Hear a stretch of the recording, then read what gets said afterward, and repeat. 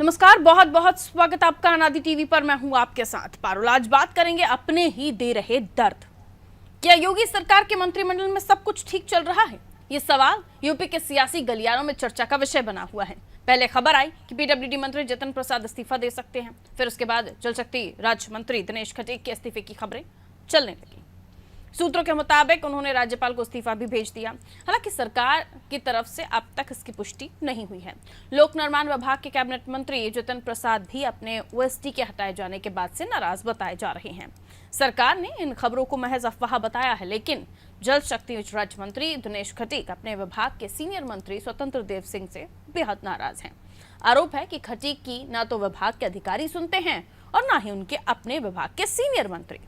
सरकार के 100 दिन पूरे होने के बावजूद भी उन्हें कोई काम नहीं सौंपा गया। यूं तो अब तक विपक्ष के अपने से बेरुखी की खबरें खूब आती थी और उन पर उनके बेरुखी की खबरों पर खूब चटकारे लिए जाते थे। आज बेरुखी अपने भी दिखा रहे हैं। इसी पर करेंगे बातचीत, लेकिन उस पर पॉलिटिकल रिएक्शन किस तरह से आए हैं वो आपको सुना देते हैं। सरकार की जीरो टॉलरेंस की नीति और दलितों के प्रति झूठे दिखावे का प्रेम मंत्री श्री दिनेश खटीक के इस्तीफे के साथ बाहर आ गया। कलाई खुल गई। पहले ही कांग्रेस पार्टी इस बात को लेकर लगातार सवाल कर रही थी कि प्रदेश में लगातार भ्रष्टाचार हो रहा है, दलितों पर अत्याचार हो रहा है, लेकिन भाजपा सरकार हर बार उनको ढकने का प्रयास करती रही। ओम प्रकाश राजभर से लेके जो पुराने गठबंधन के सहयोगी भाजपा से भागे थे, वो यही बता के भागे थे कि सामाजिक न्याय समिति की रिपोर्ट लागू नहीं हो रही, पिछड़ों का आरक्षण खाया जा रहा है, दलितों के साथ अन्याय हो रहा है, हम न्याय दिलाएंगे। अब कौन सरकार बदल जाने, सरकार रिपीट हो गई तो इसके बाद कौन कहाँ चला गया अपने हितों से, वो अलग बात है। लेकिन दिनेश खटीक को पहले पता होना चाहिए था कि ये एक कॉरपोरेट स्टाइल में चलने वाली सरकार है, जिससे इन्हें काम लेना होता है। उसके पीछे चाहे ईडी लगानी पड़े, चाहे उसको घर गिरवाना पड़े, चाहे उस पर मुकदमा लगाना पड़े, चाहे उसको पैसा देना पड़े, जैसा महाराष्ट्र में हुआ। ये उस हिसाब से काम करते हैं और जो देगा वो लेगा भी। सरकार की जीरो टॉलरेंस की नीति और दलितों के प्रति झूठे दिखावे।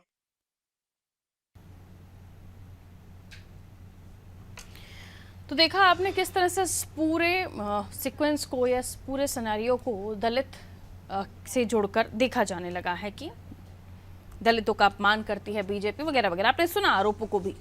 अब मेहमानों से चर्चा कर लेते हैं, उनका क्या कहना है इस पर। क्यों उनके जो मंत्री हैं, यानी खासतौर पर भारतीय जनता पार्टी की मैं बात करूं तो क्यों उनके मंत्री हैं वो इस्तीफा देने की दौड़ लगा रहे हैं।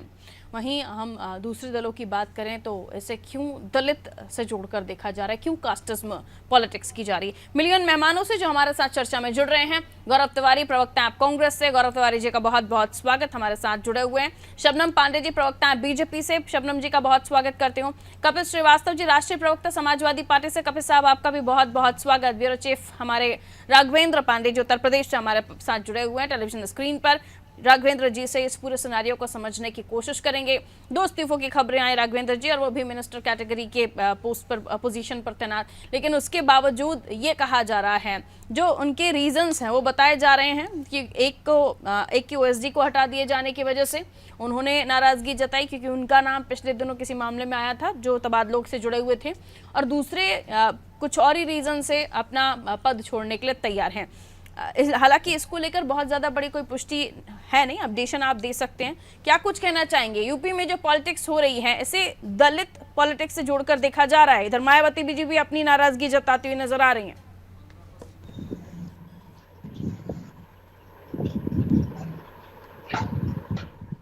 राघवेंद्र जी, आवाज नहीं मिल रही है आपकी हमें। देखिए, म्यूट तो नहीं किया आपकी तरफ से आपने।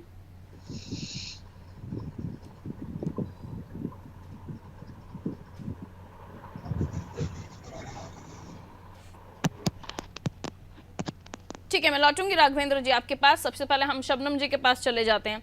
शबनम जी, खटीक साहब का इस्तीफे की खबरें आना और जितिन प्रसाद जी के इस्तीफे की खबरें आना, बताया जाता है कि एक की नाराजगी ऐसी कि सिक्योरिटी छोड़ दी, गाड़ी छोड़ दी सरकारी, और फिर वो चले गए अपने गांव, मोबाइल भी बंद है। क्या कहना चाहेंगे इस पर? ये इस तरह की खबरें क्यों निकल के आ रही हैं, वो भी आपके कैबिनेट मिनिस्टर से जुड़ी हुई? देखिए पारुल जी, ये राजनीति है और जरा सी भी कोई सुबगाहट होती है तो विपक्ष को ऐसा लगता है कि कोई मुद्दा नहीं मिला, वो दलित, मुस्लिम, हिंदू सब कुछ कर डालते हैं उतनी ही देर में। मंत्रिमंडल से पहली बार कोई इस्तीफा देने की बात नहीं कर रहा। इंदिरा गांधी जी का मंत्रिमंडल देखिए, या राहुल गांधी जब राष्ट्रीय अध्यक्ष पद से छोड़े थे तब देखिए, तमाम ऐसे लोग मंत्रिमंडल से इस्तीफा देते हैं और मंत्रिमंडल में उन्हें जोड़ा भी जाता है, लेकिन कहीं भी किसी की नाराजगी नहीं है, कुछ नहीं है। क्योंकि आप देखिए, चुनाव से पहले भी अगर कोई भी एक दिल्ली से नेता आके मिलने आ जाता था तो ये कहीं ना कहीं सुबुगाहट विपक्षी दलों में ज्यादा होते थे कि वो इसलिए आ रहे हैं और ये कारण है, इसमें लड़ाई हो गई, इसमें जुड़ाव हो गया। निश्चित तौर पे एक लोकतांत्रिक व्यवस्था है भारतीय जनता पार्टी में।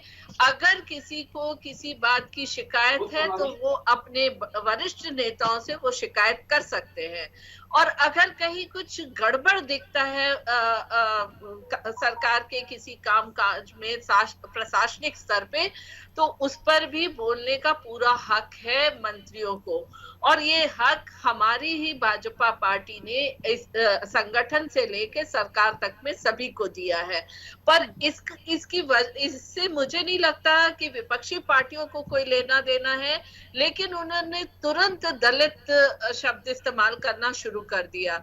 अगर दलित होते हुए उन्हें मंत्री पद दिया गया है और तमाम ऐसे दलितों को उनकी योग्यता के अनुसार मंत्री पद दिया गया है, तो ये दलितों का और पूरे समाज का सम्मान है। केवल हम दलित सम्मान करके उसे नहीं कह सकते, पूरे प्रदेश या देश में आज हर किसी की योग्यता पे, चाहे वो किसी भी पंक्ति में खड़ा है। शबनम जी, हम विपक्ष में बैठी पार्टियों में जो खलबली मची हुई है, उनके जो दूसरे उनसे जुड़े हुए दल हैं, उनकी पॉलिटिक्स, उसको लेकर हम चर्चाएं कर रहे थे। आज उस पार्टी में खलबली मची हुई है, उनके मिनिस्टर्स नाराजगी अपनों से ही जताए हुए हैं। एक का स्वतंत्र देव साहब से नाराजगी है, दूसरे की ओएसडी हटाए जाने से नाराजगी है, क्योंकि स्पेशली दिल्ली से लैंडिंग कराई गई थी उनकी।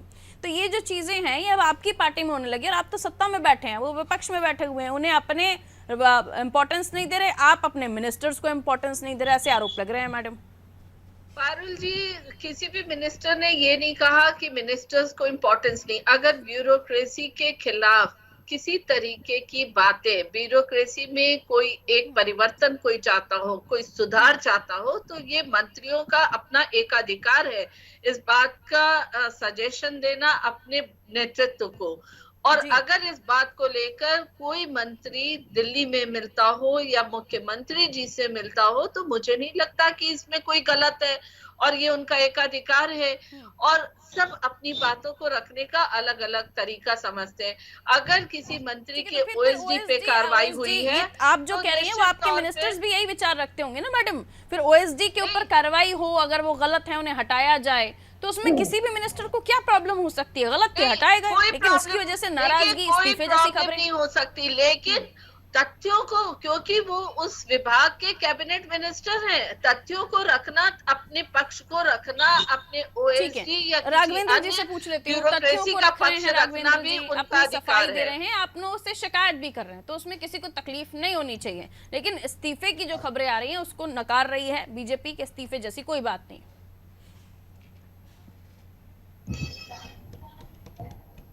कुछ दिक्कत है, फोन लाइन पे जोड़ लीजिए राघवेंद्र जी को, अगर ऑडियो नहीं मिल पा रही है तो। हम कोशिश कर रहे हैं कि ऑडियो हमें मिल पाए।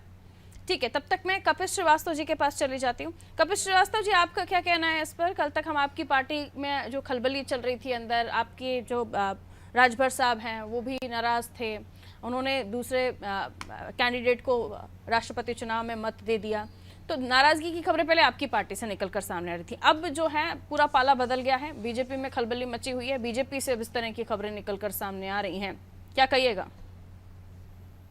पारुल जी, पहली चीज तो ये कि हमारे पार्टी के अंदर कोई खलबली नहीं थी, और गठबंधन जो हमारा था वो 2022 से था। गठबंधन के अंदर खलबली कहती तो समझ में नहीं। हाँ, राजभर साहब सुविधा की राजनीति के लिए जाने जाते हैं, और उन्होंने अपनी आत्मा की आवाज पे सुविधा की राजनीति की है। अब क्या वो क्यों की है वो उनका विषय है, वो समाजवादी पार्टी के अंदरूनी मामला है।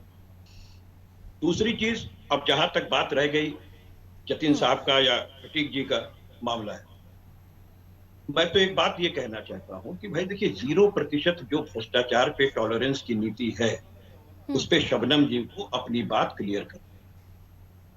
समाजवादी पार्टी उनको पूरा मौका दे रही है कि वो इस बात को रखें कि जो वो स्वयं इस्तीफा दे रहे हैं वो देंगे या आप उनको बर्खास्त करेंगे, या गुड्डू जी से जिस तरीके से सुविधा छीनी गई क्यों छीनी, ये आपको कहना पड़ेगा। फिर आप अगर ओएसडी पे लांछन लगाएं, आप पर्सनल सचिव पे उनके तो आपके इससे पहले भी वो जो फर्स्ट फेज में चली योगी साहब, याद कीजिए कि एक मैडम मंत्री थी पाठक जी की जो पुत्री, उनके भी उस पर था, और निषाद जी के भी जो पशुधन मंत्री थे, क्या हुआ उनका?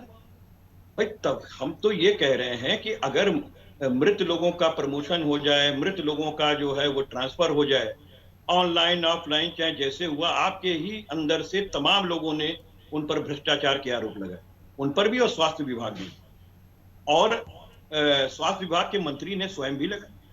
हम तो ये कह रहे हैं कि कोई एक तो सही कह रहा होगा ना, वो भी तो आप ही के लोग हैं। हम समाजवादी पार्टी की तो बात ही नहीं कर रहे, हम तो आप पे हमलावर नहीं है, हम तो आपसे पूछ रहे हैं कि हमें आप बताइए कि मृत लोगों का ट्रांसफर, चाहे वो स्वास्थ्य विभाग में हो चाहे वो पीडब्ल्यू विभाग में हो, वो ट्रांसफर हुआ, पोस्टिंग हुई उनकी, तब को लगता है इस्तीफे के पीछे भ्रष्टाचार छुपा हुआ है? मैं तो दो चीज कह रहा हूं ना कि ये बतावे ना कि वो इस्तीफा क्यों दे रहे, और या अगर वो इस भ्रष्टाचार को ये नहीं मान रही हैं तो फिर तो कोई बात ही नहीं, और अगर मान रही हैं कि नहीं ट्रांसफर पोस्टिंग में भ्रष्टाचार हुआ है तो किसी का इस्तीफा क्यों, बर्खास्तगी होनी चाहिए थी। और तीसरी बात, योगी जी अपनी तानाशाही के लिए आज थोड़ी जाने पार्टी है, इन्होंने हमेशा प्रशासनिक लोगों को वरीयता दी है। इनके विधायकों ने, आपको याद होगा कि योगी फर्स्ट की सरकार में 200 विधायकों ने इनके खिलाफ विधानसभा में धरना दिया, और वो पुनः पोजीशन बन रही है। वही सारी चीजें फिर सामने आ रही हैं, इनको जवाब देना चाहिए कि भ्रष्टाचार अगर हुआ तो उस पर जवाबदेही किसकी, छोटे लोगों की क्यों, बड़े लोगों की क्यों नहीं। ठीक है, लौट रही हूँ। राघवेंद्र जी हमारे साथ जुड़े हुए हैं। राघवेंद्र जी कहें। जी, मैं ये कह रहा हूँ, देखिए 2-3 विषय है। जो ये जनप्रतिनिधि होते हैं, चाहे वो सांसद हो, विधायक हो या मंत्री हो, अगर इनके अंदर शक्ति नहीं रहेगी, पावर नहीं रहेगी, तो आप समझ लीजिए कि इनके घरों पे, इनके सरकारी आवास पे सन्नाटा पसरा रहेगा। क्योंकि जो जरूरतमंद होता है, जो पीड़ित होता है, वो इस उम्मीद से जाता है कि अगर हम मंत्री के दरवाजे पे, चौखट पे जाएंगे तो हमको न्याय मिलेगा। जिस दिन उनको ये समझ में आ गया कि यहाँ पहुंचने के बाद हमारे साथ हमको न्याय नहीं मिल पाएगा, तो लोग वहां पे जाना छोड़ देंगे। आप सोचिए कि नेताओं का जो ये बंगला होगा वो सूना पड़ा रहेगा, फिर हर आदमी जहां सुना जाएगा वहां भागेगा। क्या फिर पूरे उत्तर प्रदेश में जो सरकार है, क्या मुख्यमंत्री ही सबकी सुनवाई करेंगे? इसीलिए तो सबके विभाग, मंत्रालय सारे बांटे जा रहे हैं। आप सोचिए, कुछ दिन पहले सवाल उठा था कि उप मुख्यमंत्री नाराज हुए थे, कि ये बात आई थी पत्र में लिख के कि उनके अधिकारी उनकी नहीं सुन रहे हैं। तमाम कैबिनेट मंत्री ऐसे हैं जो दबे जुबान कह रहे हैं कि हमारे प्रमुख सचिव तो हमारे साथ बैठते ही नहीं है, और राज्य मंत्री तो ये कहते हैं कि राज्य मंत्री बनाया ही क्यों गया है, किस लिए यह पद क्रिएट किया गया है, जब सुनना ही नहीं है, विभाग की जानकारी नहीं देनी है, योजनाओं की जानकारी नहीं देनी है, हमको बताया नहीं जाता है, न किसी स्कीम के बारे में पता है, न हमसे कोई परमिशन ली जाती है, न हमारे कुछ वहाँ पे जो विचार होते हैं उसको वहाँ पर लागू किया जाता है। फिर ऐसी व्यवस्था से क्या मतलब है? ये तो हो गया एक काम करने के बाद। इसके पहले भी योगी के पहले कार्यकाल में तमाम प्रकार के सवाल आए थे कि अधिकारी, चाहे वो जिलाधिकारी हो या एसएसपी हो या दरोगा हो, उनकी सुन नहीं रहे हैं। ओम प्रकाश राजभर जब निकले थे तो यही था उनका सबसे बड़ा आरोप कि वो डीएम के खिलाफ धरने पे बैठे थे। देखिए, एक चीज आपको समझना पड़ेगा कि यहाँ पर यह कहा गया था कि अगर कोई जनप्रतिनिधि अगर अधिकारी के ऊपर दबाव डाल के गलत काम कराता है तब आप मत सुनिएगा। लेकिन सोचिए, इसके आड़ में एक भी अधिकारी किसी भी जनप्रतिनिधि का कोई काम नहीं सुन रहा है, सिर्फ केवल इसी सवाल के आड़ में। भाई आप ये बताइए, अगर आपको कहा गया है कि आप किसी गलत काम का आप वो न करिए, लेकिन आप जनप्रतिनिधि के हर एक जरूरत की चीजों को आप टाल रहे हैं, उसको आप नहीं काम कर रहे हैं, और खुद ठीक है। लेकिन राघवेंद्र जी, दिनेश खटीक या जतिन प्रसाद की ये जो भी उनकी परेशानी है, जो भी उनका दुख है, ये बंद कमरे में भी हो सकता था। हर पूरी की पूरी खबरें मीडिया के पास आ गई और वो ये भी पता चल गया कि इस्तीफे भी हुए हैं, तो ये कहां तक सही है?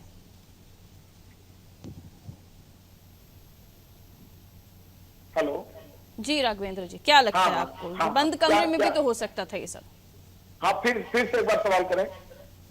आपको क्या लगता है जो तकलीफ है या जिस तरह की पावर्स उनकी कम की गई हैं, जो पावर उन्हें दी जानी चाहिए थे वो नहीं मिली है, या जो भी अधिकारी नहीं सुन रहे हैं, तो ये बंद कमरे में भी बीजेपी के अंदर चर्चाएं होती हैं, मीटिंग्स होती हैं, एक प्लेटफॉर्म है, लेकिन ये खबरें मीडिया में आ जाती हैं और फिर इस्तीफे तक की खबरें आने लगती हैं। ये चीजें इसलिए आ रही हैं कि वाकई में कोई सुनवाई नहीं है, जो हकीकत है। राज्य मंत्रियों की ना तो अधिकारी उच्च अधिकारी सुन रहे हैं और ना तो उनकी बात और कोई, क्योंकि देखिए वो भी अपने अपने क्षेत्र के नेता हैं और जब उनके क्षेत्र के लोग आते हैं या उनसे विभाग से जुड़े लोग आते हैं, जो लोग पीड़ित होते हैं, जरूरतमंद होते हैं, या बहुत सारी ऐसी कुछ विषय होते हैं जिनके बारे में वो अधिकारी को जब वो निर्देशित करते हैं तो उनका काम नहीं होता है, और वो जो सवाल जब उठाते हैं तो उस पर भी कोई विशेष उस पर गौर नहीं करता है। फिर मंत्री के पास क्या रास्ता रह जाएगा? कहने के लिए कि आप मंत्री थे और 5 साल आप मंत्री रहे, हमारा तो आपने काम लेकिन सुना इसे नहीं। दलित पॉलिटिक्स से जोड़ना या फिर भ्रष्टाचार से जोड़ना, ये कहाँ तक न्याय संगत है? नहीं, देखिए इसको दलित से नहीं जोड़ा सकता। देखिए उस समय भी तो खबर बननी चाहिए ना, जब दलित को यहाँ पे मंत्री बनाया गया, उस समय तो खबर नहीं बनी, उस समय तो विपक्ष नहीं आया कि नहीं बीजेपी ने बहुत अच्छा काम किया और एक दलित को मंत्री बना दिया है। इतना ही दलित और आदिवासी अच्छा लग रहा है, तो जब यहाँ राष्ट्रपति पद के लिए द्रौपदी मुर्मू को उतारा गया तो क्यों आपने वहां पे विपक्ष के उम्मीदवार को उतार दिया? ये सबके लिए सवाल है। क्यों आपने पहली बार उस भारत के लोकतंत्र में पहली बार एक आदिवासी महिला राष्ट्रपति बनने जा रही है, भारत की प्रथम नागरिक बनने जा रही है, आप उनको सम्मान से निर्विरोध भी आप पहुंचा सकते थे। एक कमेंट गौरव तिवारी जी से ले लेती हूँ। जी गौरव तिवारी जी, चरित्र दिख रहा है, आप दलित के हवाले से बात मत करिए कि हाँ दलित का, बस ये है कि पीड़ित तमाम लोग हैं। हाँ, इसके लिए कह सकते हैं कि ये दलित एक कमजोर, एक दलित, ये जो दिनेश खटीक, ये जो है इन्होंने मजबूत हृदय दिखाया है, मजबूत दिल दिखाया है, जो इस तरह का पत्र उनका सामने आया। इसके पहले उप मुख्यमंत्री का मामला आया था और तमाम ऐसे लोग हैं जो अंदर अंदर नाराज हैं, जिनकी न तो सीएस सुन रहे हैं, न प्रमुख सचिव सुन रहे हैं, न सचिव सुन रहे हैं, और न ब्यूरोक्रेसी मंत्रियों पर जिन्होंने कुल मिलाकर हावी होती हुई नजर आ रही है, या फिर ब्यूरोक्रेसी ही सरकार चला रही है? क्योंकि सिर्फ सीनियर मिनिस्टर की अगर वो सुन भी रहे हैं तो सीनियर मिनिस्टर में पहले भी स्वास्थ्य मंत्री या डिप्टी सीएम साहब की टिप्पणी आ चुकी है, उस पर जांचें हो चुकी हैं। खैर, गौरव तिवारी जी क्या कहना चाहेंगे आप इस पर? क्या हो रहा है ये, क्यों या इस तरह की नाराजगी की खबरें आ रही हैं या इस्तीफे तक की खबरें आने लगी हैं? जी देखिए, किसी मंत्री का इस्तीफा दे देना या ना देना ये कोई बहुत बड़ा विषय नहीं है, लेकिन इस्तीफे देते समय चिट्ठी में जो बातें लिखी हैं वो बातें ज्यादा महत्वपूर्ण हैं। जल संसाधन विभाग के राज्य मंत्री ने नमामि गंगे प्रोजेक्ट पर भ्रष्टाचार का आरोप लगाया है। महत्वपूर्ण बात यह है मैडम, एक दलित अपने इस्तीफे में बार बार इस बात का उलाहना दे रहा है कि दलित होने के नाते उसकी सुनी नहीं जाती है। ये भारतीय जनता पार्टी का असली चाल, असली चेहरा और कि मिनिस्टर बना दिया जाता है। जी ये भी तो लिखना चाहिए ना, मिनिस्टर भी बना दिया जाता है। इस वक्त भी इसी तरह का नोट जारी होना चाहिए। दलित और पिछड़े की बात करते हैं। देखिए मैडम, उस चिट्ठी में आरोप लगाया गया है, भ्रष्टाचार का आरोप लगाया गया है। अधिकारी एक मंत्री की नहीं सुनता है, मंत्री दलित कार्ड यूज नहीं करने की कोशिश की उन्होंने, ऐसा नहीं लगता? महत्वपूर्ण है। ब्रजेश पाठक डिप्टी सीएम राष्ट्रीय कार्यकारिणी की बैठक में जाते हैं, उनके जाते ही उत्तर प्रदेश में सैकड़ों डॉक्टर के तबादले हो जाते हैं। महत्वपूर्ण क्या है देखना होगा मैडम। ये भारतीय जनता पार्टी की राजनीति है, वो केवल दलितों की आड़ लेती है। और जैसा कि अभी एक पूर्व के प्रवक्ता बोल रहे थे, जिस आदमी से जैसा काम लेना होता है उस हिसाब से काम करते हैं। उस चिट्ठी को पढ़िए। मैं शबनम जी से आग्रह करता हूं, जो चिट्ठी जारी किया है उस चिट्ठी को पढ़ के एक बार सुना दें, सारा चेहरा भारतीय जनता पार्टी के सामने आ जाएगा। जी, चिट्ठी में राज है और वो राज गौरव तिवारी जी को पता है और कोई राज नहीं है मैडम। शबनम जी पढ़ के वो चिट्ठी सुना दें, शबनम जी के पास वो चिट्ठी होगी, पढ़ के सुना दें आपके चैनल पर। ठीक है, मैं जा रही हूँ उनके पास भी। शबनम जी, वो राज सबके सामने आ चुका है और दिक्कत ये है कि दलितों की सुनवाई नहीं हो रही आपकी पार्टी में। जो मिनिस्टर्स हैं उनकी सुनवाई नहीं हो रही, अधिकारी सुन नहीं रहे हैं। सीनियर मिनिस्टर जाते हैं और तबादलों की सूची जारी हो जाती है। भ्रष्टाचार छुपाने के लिए ये सब कुछ किया जा रहा है। मैडम क्या कहेंगे? नमामि गंगे प्रोजेक्ट पर भ्रष्टाचार का आरोप पूरे देश में कह रही हैं वो, सुनिए तिवारी जी। पारुल जी, ये देश के इतिहास में पहली बार होगा कि सरकार में बैठे मंत्री या संगठन में बैठे कार्यकर्ता नेता अपनी पार्टी के सही राह में चलने के लिए बार बार बीच में संदेश देते हैं। जीरो टॉलरेंस की नीति पे भारतीय जनता पार्टी की सरकार कर रही है। पूर्ववर्ती जितनी, चाहे केंद्र की सरकार हो या राज्यों की सरकार हो, अपने किए हुए भ्रष्टाचार को छिपाने के लिए तरह तरह के पैतरे करते थे और साथ साथ उसमें समर्थन भी देते थे। पर पहली बार ऐसी सरकार है जिसमें खुलेआम मीडिया तक खबर पहुंचाते हैं कि हाँ, यहाँ पे हमें लगता है भ्रष्टाचार है, और तुरंत समिति बनाई जाती है, जांच की जाती है, कार्रवाई की जाती है। और ये पहले टर्म में भी हुआ, दूसरे टर्म में भी हुआ। बड़े बड़े आईएएस आईपीएस को भी बाहर किया गया। अगर किसी मंत्री की कार्य क्षमता कम देखी गई तो उनके बदले दूसरे अधिक कार्य क्षमता वाले नेताओं को भी, मंत्रियों को भी रखा गया। इसमें हम कोई खराबी नहीं समझते, क्योंकि अगर जीरो टॉलरेंस की नीति भ्रष्टाचार के प्रति रखना है तो निश्चित तौर पे बहुत मजबूती और ताकत के साथ, जिस तरीके से माननीय योगी आदित्यनाथ जी काम कर रहे हैं, ऐसा ही काम होना चाहिए। आज केवल उत्तर प्रदेश में नहीं, कल मैं एक नेशनल चैनल पे बैठी थी और तमाम उसमें सामाजिक कार्यकर्ता और राजनीति से बाहर के लोग बैठे थे और सब के सब एक स्वर में उत्तर प्रदेश की स्थिति इतनी बेहतर हो गई, इसकी चर्चा कर रहे थे। मैं बहुत ही प्रसन्न थी ये देख के कि देखिए, हम कहते हैं तो विपक्ष बार बार कहते हैं, लेकिन आम जनता जब कह रही है तो इस बात का सबूत है कि आम जनता अन्य राज्यों में, ठीक है। लेकिन दिनेश खटीक जी अगर इस्तीफा दे रहे हैं, मैडम, सवाल ये है कि दिनेश खटीक जी इस्तीफा दे रहे हैं उनकी ओएसडी की वजह से, दाल में कुछ तो काला होगा। अगर उनका कोई दर्द है और वो उसको साझा करते हैं, अमित शाह जी से मिलते हैं, मुख्यमंत्री जी से मिलते हैं और उसे साझा करते हैं, तो ये हमारे लोग, तो ये मुख्यमंत्री जी से, उप मुख्यमंत्री जी से भी तो मुलाकात हो सकती थी। नहीं, उन्हें वो जिनके सामने बेहतर तरीके से रख सकते थे वो चाह रहे हैं। ये उनका विशेषाधिकार है, हर कार्यकर्ता का विशेषाधिकार है, वो अपनी बातों को किसके पास रखना चाहता है। पर इस बात को हम छिपाते नहीं, मीडिया तक में देते हैं, क्योंकि हम इसमें खराबी नहीं, अगर हम स्वीकार करेंगे तभी हम सुधार करेंगे। ठीक है, कभी से कार्रवाई करें तो कुछ नहीं कहेंगे। अगर किसी दलित को मंत्री बनाए, आदिवासी को राष्ट्रपति पद का उम्मीदवार बनाए तो दिक्कत नहीं है, लेकिन अगर वही कार्रवाई होती है और कोई अपनी नाराजगी कहीं और बता रहा है बड़े प्लेटफॉर्म पर जाके, तो उसमें आप कहते हैं दलितों की सुनवाई नहीं हो रही। देखिए, एक चीज और कहना चाहूंगी। आ रही हूँ शबनम जी, अब समय थोड़ा कम है तो मुझे आगे भी रिएक्शन लेने दीजिए। ठीक है, कपिल जी कहिए। पारुल जी, दो चीजों को देखिए। एक ये चीज आप देखें कि जो राष्ट्रपति का चुनाव है, जिसमें आदिवासी महिला कहकर के ये सामने लेकर के आए और इन्होंने संविधान की धज्जियां उड़ाई, क्योंकि उनकी डिग्निटी जो है। तिवारी जी जरा फ्रेम में रहिए सर, इधर उधर फोन करेंगे तो डिस्टर्बेंस हमारी डिबेट में होगा ना, आप दिखेंगे नहीं, अच्छे नहीं लगेंगे, फिर रुक जाइए वहीं पे। जी कपिल जी। देखिए, राष्ट्रीय अध्यक्ष की एक डिग्निटी होती है। हमारे संविधान ने कहा है कि राष्ट्रीय अध्यक्ष के लिए चुनाव हो या कोई भी चुनाव, अगर निष्पक्ष चुनाव है और संवैधानिक रूप से है, तो उसमें किसी जाति, किसी लिंग, किसी धर्म, किसी भाषा, किसी प्रांत के आधार पर आप नहीं विभेद कर सकते हैं। यह इनजस्टिस का तरीका है। अगर आप उनकी डिग्निटी ये लेकर के आते कि वो एक पार्षद थी, फिर वो एक विधायक बनी, फिर एक वो मंत्री बनी और आज वो उप राज्यपाल बनी, और राज्यपाल के बाद आज राष्ट्रपति की हमारी उम्मीदवार हैं, क्योंकि जो उम्मीदवार ये लेके आए थे वो मंत्री भी रह चुकी हैं, वो राज्यपाल भी रह चुकी हैं, तो वो आदिवासी कहाँ है? आदिवासी जिस तरीके से जीवन जीता है, क्या वो जी रही हैं? और क्या आप किसी एक व्यक्ति के आदिवासी और जाति के आधार पर आप ला करके आप डिग्निटी इस पद की खत्म कर रहे हैं और पूरे इलेक्शन की और देश के संविधान के विरुद्ध जा रहे हैं? लेकिन मसला ये बहुत साफ बात है, पॉलिटिक्स नहीं होनी चाहिए। मैंने पूरी बातें नहीं कही अपनी, अब पहले फिर आप हमारी बड़ी बहन ने कही कि आपने कहा कि वो आदिवासी कैसी है, क्या आप आदिवासी को हमेशा दबा कुचला ही देखना चाहते हैं? तो ये साफ नहीं, बिल्कुल नहीं।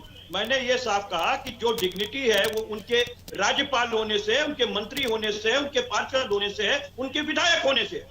और आप अगर जाति के आधार पर लेकर के किसी इलेक्शन में जा रही हैं तो आप ठीक है, देश में 30 सेकंड और है मेरे पास, 30 सेकंड और है। राघवेंद्र जी, पहले गौरव तिवारी जी का एक कमेंट ले लेती हूँ, फिर राघवेंद्र जी के पास 30 सेकंड में आऊंगी। गौरव जी, क्यों आखिर आप भी मानते हैं कि कास्ट पॉलिटिक्स देश में नहीं होनी चाहिए? डिग्निटी पर, उनकी क्वालिफिकेशंस पर, उनकी क्वालिटी पर बात होनी चाहिए। जी बिल्कुल, राष्ट्रपति के लेकर कोई जातिगत, कोई धार्मिक बात नहीं होनी चाहिए, बल्कि उनकी योग्यता और उनके निष्ठा पे बात होनी चाहिए। फिर इस बात यानी से मैं दिनेश पूरी तरह से खटीक जी के मामले को भी कास्ट पॉलिटिक्स से नहीं जोड़कर देखेंगे आप लोग? नहीं, हम लोग नहीं देख रहे हैं। दिनेश जी ने खुद आरोप लगाया है, चिट्ठी में मैं आरोप लगाया है कि दलित होने के नाते उनका उत्पीड़न होता है। ठीक है, दलित होने के राघवेंद्र नाते जी। मंत्री उनकी नहीं हैं, दलित होने के नाते मैं यही कहूंगा कि जो पूरे देश के चाहे प्रदेश के जो भी नौकरशाह होते हैं वो आम जनता के टैक्स से उनको सहूलियत मिलती है, चाहे वो उनको घर मिले, चाहे उनको सैलरी मिले, चाहे उनको तमाम अलाउंस मिले या उनको सुरक्षा मिले, जो भी मिले, वो अगर देश के प्रति और अपने काम के प्रति अगर ईमानदार हो जाएं तो इस देश को आगे बढ़ने में कोई नहीं रोक सकता। अगर वो ईमानदारी से काम करें और ईमानदारी को केवल सर्वोच्च स्थान दें, तब वहां पर अगर नेता उनसे जबरदस्ती करे तो उसका वो विरोध करे, और नहीं तो जनता से जुड़े हुए हर निर्देश का अधिकारियों को पालन करना चाहिए, मंत्रियों और सांसदों के निर्देश का पालन करना चाहिए, क्योंकि वो जनता की समस्या आप अधिकारियों तक पहुंचाते हैं।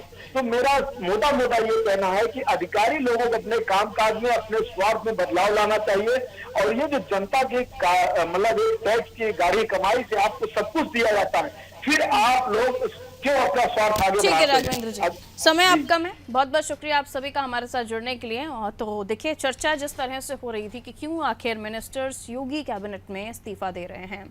हालांकि सरकार इस बात से इनकार कर रही है, लेकिन मीडिया में रिपोर्ट्स कुछ इसी तरह हैं। लेकिन इस्तीफे के पीछे के कारण भी अलग अलग हैं। एक कहते हैं कि हमारे सीनियर मिनिस्टर सुनते नहीं हैं, दूसरे का कहना है कि उनके ओएसडी को हटा दिया गया, इस वजह से वो नाराज हैं।